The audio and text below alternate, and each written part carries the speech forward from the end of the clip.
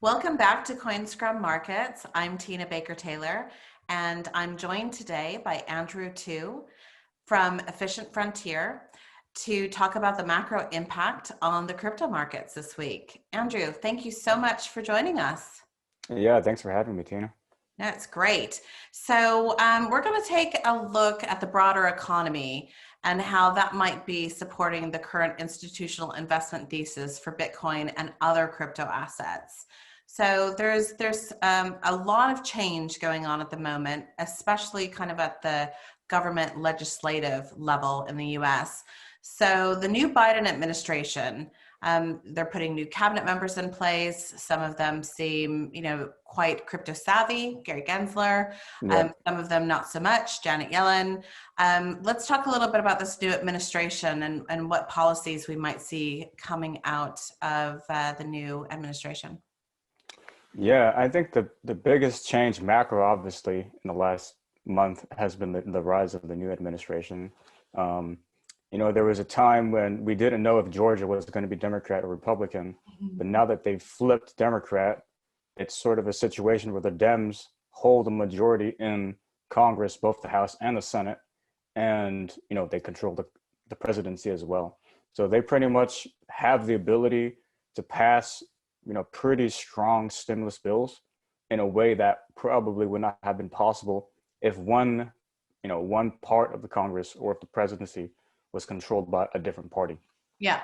So now they're talking about $1.9 trillion for stimulus. And the worry from some folks on Wall Street and some just people in general is that if you combine the monetary stimulus that we've already seen and that continues to happen to some extent, though much less so than March, and if you combine that with the fiscal stimulus, that we're going to see inflation.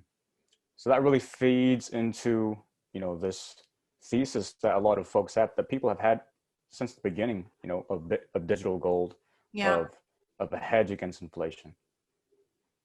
Yeah, so we're starting to see, Michael Saylor and MicroStrategy and Tesla, Elon Musk. There are a lot of rumors speculating around who's going to take a large Bitcoin position on their balance sheet.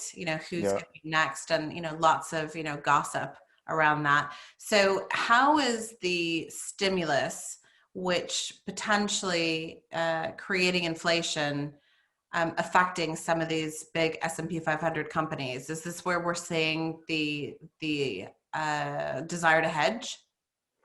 Yeah, I think in general, hedge funds in general, and of course the S&P 500 companies are looking at dollar as a potential source of weakness. And obviously, like, we can talk about the fact that right now there's not really inflation, right? Like January's inflation wasn't bad at all, Yeah. right? But the question is, what happens when things open up and travel starts again, demand picks up in the economy, and the money starts to get to work? If we see a velocity of money increase, does that cause a spike in inflation? So a lot of these fund managers and even companies are looking at this and saying, how do I defend myself and hedge out the risk of inflation? So Bitcoin is part of it, and the more gung ho sort of progressive CEOs like Michael Saylor and Elon Musk are willing to take a huge balance sheet risk on that. But I think even for companies like Apple or just like BlackRock, right?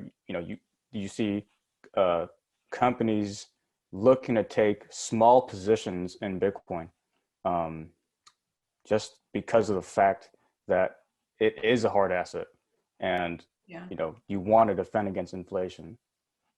Yeah. So let's talk a little bit about the Federal Reserve policy that's kind of driving some of this stimulus. So where do you think they're at the moment? And by doing what we expect them to do, are we creating some moral hazard here? Yeah, it's a good question. I think there is a question of every time the market gets weak and the market starts to drop, like we saw in March, and that was a very unique situation. We see the Fed pump liquidity into the market to save it. Hmm. Hmm. So in its mandate to keep markets stable. The question is, has the Fed created a moral hazard in markets? Basically saying to investors and potentially driving some of the recent trends we've seen with Wall Street bets and GameStop, Yeah. telling investors we'll pump liquidity if the market gets weak. And investors in their heads go, okay, no matter what happens, if the market drops, the Fed is going to step in. So I'm just going to go, just go wild and invest in anything. Because at this point, it doesn't matter. Because if it drops, the Fed will step in. So it's created this sort of a moral hazard. And that's a pretty dangerous situation. Because that means it's hard to say what the end game is. But it's potentially possible that the market stops believing in the Fed and stops believing in liquidity. Like the liquidity as a solution no longer works, and psychology markets break down, and you see a massive drop in the market. Yeah. Because Well, so last March's crash kind of stimulated this move from Bitcoin acting like a risk on to a risk off asset. Will that continue? yeah, it's so hard to predict the future here, right? But you have, I think, two trends. I think in 2008, 2009, for example, when the market first crashed, we saw gold first actually go down before Mm-hmm. going back up. Mm-hmm. And I think you could see a similar situation with Bitcoin. If we see a multi-sigma event going downwards, just flash crash, again, we probably will see Bitcoin drop a lot. But the question is what happens in the aftermath of the drop. And I Right. think the hope of a lot of fund managers is that it picks up and arises much faster than the rest of the, let's say, the equities market. Right. Yeah. Interesting. Okay, so what about the current crypto cycle? So, we've seen a lot of volatility, mostly number go up the last couple of weeks, Yeah, pretty much exactly. across the board, right? Yeah. So, where do you think we are in comparison to previous cycles? Do you see any similarities? Yeah, I mean, in 2017, we're probably at that phase, like 6 innings into the ball game, you Okay. know, I would say. It feels like it's at that point, and you see this every single day. Something's pumping somewhere between 10 to 50%. You saw Yeah. Avalanche do this massive pump this week alone, Yeah. right? So all these tokens are pumping, and it's pretty much off of speculation at this point. It's not, I mean, crypto cycles have really been a market cycle of psychology, Right. right? So when it is in euphoria, it goes up really quickly. But speculative markets are always markets that drop also massively at the end of the euphoria. And Yeah. what catalyzes the end is hard to say, but at some point, and we've seen the rise of on-chain analytics to try to predict that, predict the top. But at some point, this thing will hit a ceiling, and then it'll drop really quickly.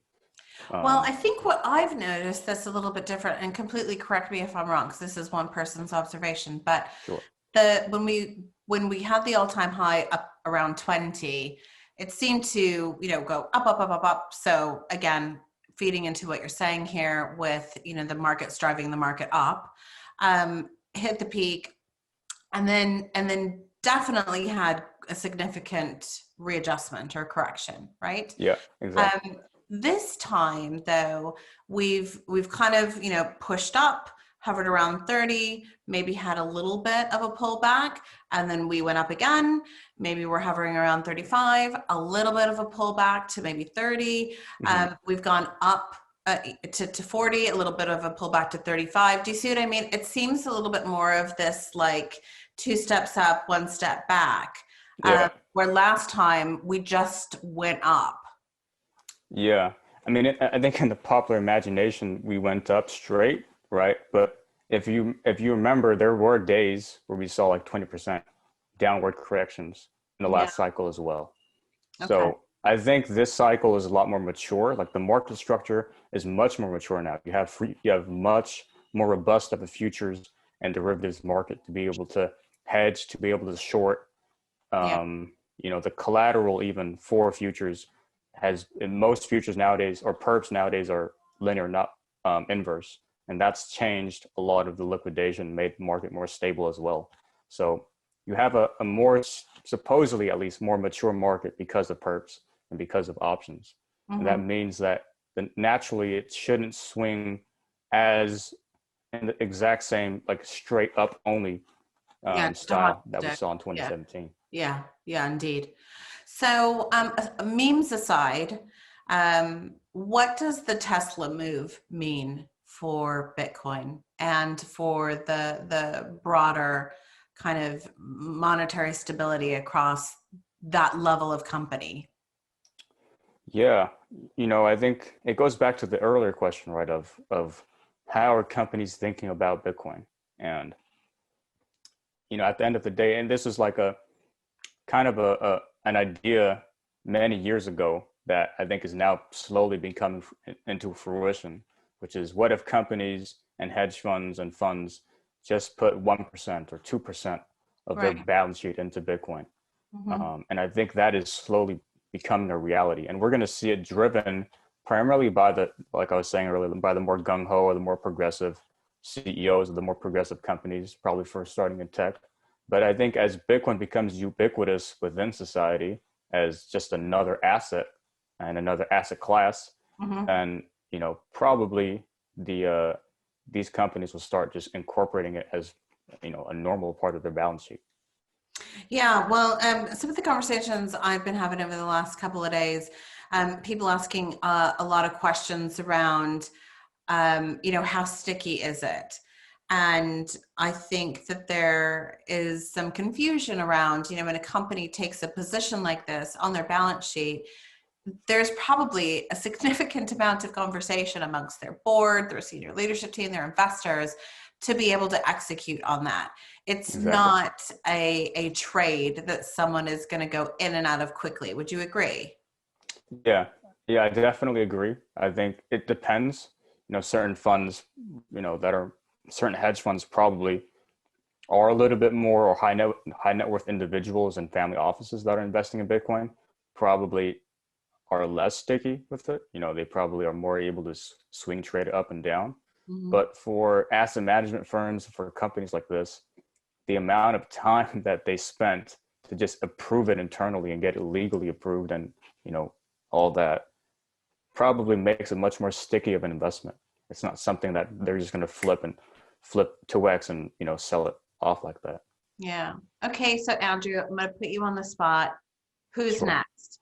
Who's the next big corporate Bitcoin buyer? You know, it's hard to say, I think, on the corporate side, but I think you see, folks like Paul Tudor Jones and you know, Ray Dalio writing very eloquently about Bitcoin. So I Hmm. think where the most excitement for me is on the hedge fund side. You know, on the hedge fund side, on the macro fund side, these kind of funds taking positions with their huge balance sheets. Um, yeah, Fabulous. Well, thank you very much for breaking that down for us. And it's great to have you back. And we'll see you soon for another episode of RFQ. yeah. Thanks for having me again, and hopefully we'll do it again soon. Brilliant. Thanks, Andrew. All right, take care.